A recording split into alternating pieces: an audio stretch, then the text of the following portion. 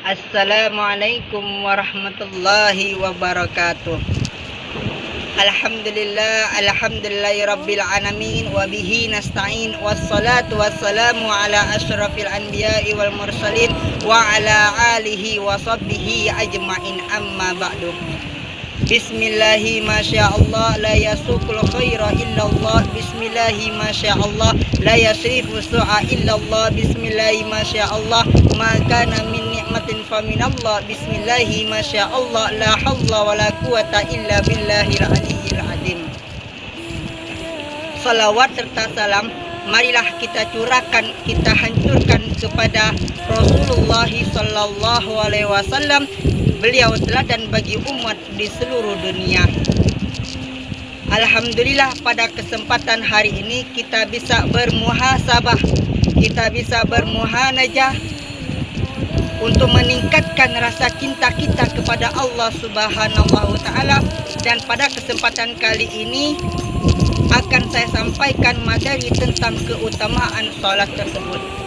Sholat itu ialah tiang agama dan hukumnya wajib dilakukan bagi umat muslim. Dan ketika kita masih kecil pun sudah diajarkan untuk mengerjakan sholat 5 waktu sehari dalam 5 waktu. Bukankah Rasulullah sallallahu alaihi wasallam itu bersabda, "Muru auladakum bis-shalah." Perintahkanlah anak-anakmu tersebut agar melaksanakan sholat. Wahum abna sab'i sinin, ketika mereka beranjak usia 7 tahun. Wadribuhum wahum abna asri sinin, dan pukullah mereka apabila mereka telah beranjak usia 10 tahun. Wa farriqu bainahum fil madaji'i, dan pisahkanlah tempat tidur mereka. Selain itu, ibadah-ibadah salat itu membuat hati kita selalu mendekatkan diri kepada Allah Subhanahu wa Ta'ala.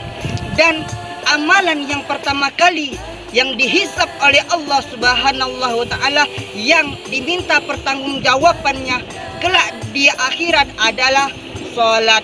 Inna awwala ma yuhasabu bihil abdu, sesungguhnya amalan yang pertama kali yang dihisab yaumal qiyamati min amalihi salatu, pada hari kiamat adalah salat.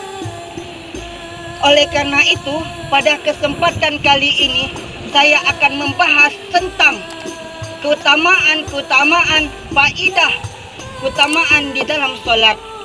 Keutamaan di dalam salat tersebut ada 5 keutamaan salat. Yang pertama ialah sebagai penyejuk hati. Yang kedua ialah mencegah dari perbuatan keji dan munkar. Yang ketiga adalah penolong. Yang keempat adalah kebaikan yang banyak. Dan yang kelima terakhir adalah penggugur dosa. Dari 5 keutamaan salat tersebut akan saya kulas satu persatu tentang fadilah dan kaidahnya di dalam keutamaan salat tersebut. Yang pertama adalah penyejuk jiwa. Bahwasannya di dalam solat, hadis yang mengenai solat ialah sebagai penyejuk hati dan penyejuk jiwa. Maka oleh karena itu, mendirikan solat tersebut bisa mendatangkan suatu kenyamanan kepada orang yang melakukan solat tersebut. Berdasarkan hadis riwayat An-Nisa'i dan Ahmad, bahwasannya Rasulullah sallallahu alaihi wasallam itu bersabda, "Hubbiba ilayya minad dunya," dijadikan kesenanganku dari dunia. An-nisa'u wa thayyibu, berupa wanita dan minyak wangi. Waju ila qurratu aini fi shalah, dan dijadikan penjuk hatiku di dalam salat. Maka oleh karena itu Rasulullah sallallahu alaihi wasallam meminta sahabatnya yang bernama Bilal untuk mendirikan sholat, sebab ibadah tersebut bisa mendatangkan suatu kenyamanan kepada orang yang melakukan sholat tersebut. Berdasarkan hadis riwayat Abu Daud, bahwasannya Rasulullah sallallahu alaihi wasallam itu bersabda, "Qum ya Bilal," berdirilah wahai Bilal, Fa'arimna bisalah, nyamankanlah kami dengan mendirikan salat tersebut. Keutamaan salat yang kedua adalah mencegah dari perbuatan keji dan munkar. Di dalam Al-Quran surat Al-Ankabut ayat 45 bahwasannya Allah subhanahu ta'ala itu berfirman, Utlu ma uhiya ilaika minal kitab, bacalah kitab suci Al-Quran yang telah diwahyukan kepada Nabi Muhammad sallallahu alaihi wasallam. Wa aqimis shalah, dan laksanakanlah salat. Inna salata tanha anil fasai wal munkar, sesungguhnya dengan salat ini dapat mencegah diri kita dari perbuatan keji dan munkar. Wala zikrullahi akbar, dan ketahuilah dengan mengingat Allah subhanahu wa ta'ala lebih besar keutamaannya dibandingkan dengan ibadah-ibadah yang lain. Keutamaan salat yang ketiga adalah penolong. Hadis berdasarkan di dalam Al-Quran dijelaskan di dalam surat Al-Baqarah ayat 45 bahwasannya Allah subhanahu wa ta'ala berfirman, Wasta'inu bisabri wassalah, Wasta'inu bisabri wassalah, memohonlah pertolongan kepada Allah subhanahu wa ta'ala dengan sabar dan salat. Wa innaha lakabiratun, dan sungguh salat itu amatlah berat, illa kecuali alal khasiin, bagi orang-orang yang khusyuk. Berdasarkan hadis riwayat Abu Daud bahwasannya Huzaifah radhiyallahu anhu berkata, karena Nabi sallallahu alaihi wasallam idza hazabahu amrun, dulu jika ada perkara yang menyusahkan Nabi Muhammad sallallahu alaihi wasallam, salat, beliau mendirikan salat.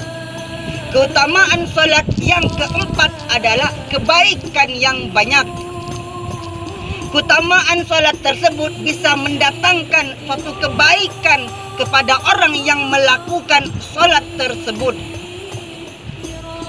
Berdasarkan hadis riwayat Ahmad dari Abdullah bin Umar radhiyallahu anhu bahwasannya Rasulullah sallallahu alaihi wasallam mengingatkan tentang salat. Pada suatu hari Rasulullah sallallahu alaihi wasallam itu berkata, siapa saja yang menjaga salatnya, maka ia akan mendapatkan cahaya, petunjuk dan keselamatan pada hari kiamat kelak. Dan siapa saja yang tidak menjaga salatnya, maka ia tidak akan mendapatkan cahaya, petunjuk dan keselamatan pada hari kiamat. Dan pada hari kiamat nanti ia akan dikumpulkan bersama dengan Qarun, Fir'aun, Haman dan Ubay bin Khalaf. Keutamaan yang kelima adalah penggugur dosa. Keutamaan salat tersebut bisa menggugurkan, membersihkan dosa kita dari kemaksiatan.